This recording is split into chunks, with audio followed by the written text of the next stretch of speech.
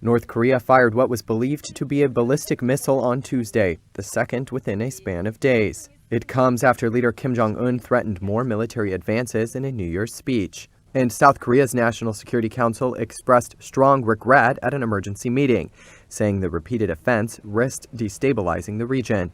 Officials added it's cooperating with U.S. allies to closely monitor the situation. The launch underscored Kim Jong-un's New Year promise to bolster the military as peace talks with South Korea and the U.S. have stalled. North Korea has said it is open to talk, but only if the U.S. and others drop hostile policies such as sanctions and military drills. UN Security Council resolutions ban North Korea from all ballistic missile and nuclear tests and have imposed sanctions over the programs.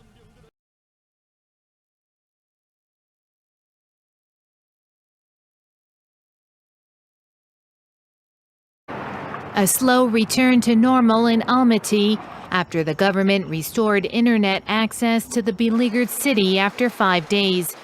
Kazakhstan's economic capital bears the brunt of the rioting caused by a hike in fuel prices.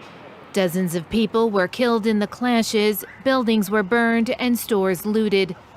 President Tokayev has accused armed foreigners of taking advantage of the situation to try and seize power. Speaking during a meeting of leaders from ex-Soviet countries, President Vladimir Putin confirmed that a Russian military detachment deployed to help quell unrest will remain until the situation is stable. He vowed his support to stop attempts from foreigners trying to interfere in domestic matters.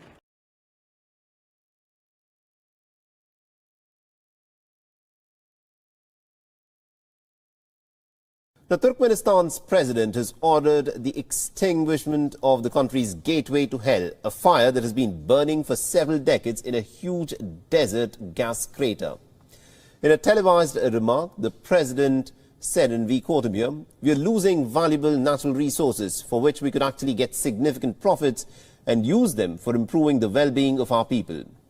The president has further instructed officials to find a solution to extinguish this fire. Now, Gurbanguly wants it put out for environmental and health and also for economic reasons as a part of his efforts to increase gas exports. The mystery surrounds the Darwaza crater's creation in the Karakum desert. Many believe that it was formed when the Soviet drilling operation went horribly wrong back in 1971. But a Canadian explorer examined the crater's depths in 2013 and has discovered that no one actually knows as to how it started.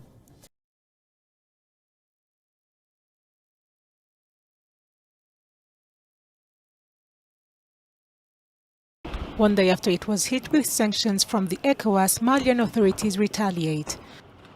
West African countries had indeed reunited in Accra, Ghana for an extraordinary summit aimed at reviewing the situation in Mali, where 2 coups and a military takeover have occurred. There, the heads of state and government agreed to impose an embargo on Mali. Their decision was met with condemnation from Bamako.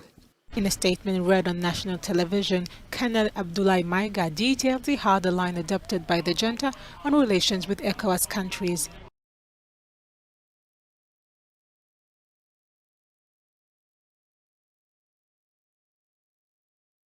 Gunmen in Nigeria killed at least 200 people and displaced thousands more in multiple raids in the northwest region. This first official toll was communicated on Sunday by authorities following a violent episode which ravaged Zamfara state that borders Niger over the last week. The Nigerian Minister of Humanitarian Affairs called the tragedy horrific.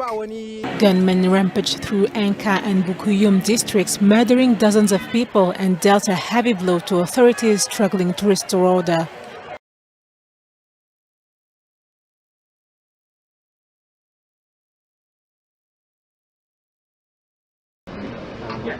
In a world first, a terminally ill man in the US has received a heart transplant from a genetically modified pig. Doctors say 57-year-old David Bennett of Maryland is doing well 3 days after the experimental procedure. The surgery took 7 hours and was performed by a team at the University of Maryland Medicine. It was seen as the last hope for Bennett, who had been suffering from terminal heart disease. That meant doctors were able to receive an emergency authorization for the operation from the FDA. The pig heart was provided by Revivicor, a regenerative medicine company based in Virginia. Prior efforts at pig-to-human transplants have failed because of genetic differences that caused organ rejection or viruses that posed an infection risk.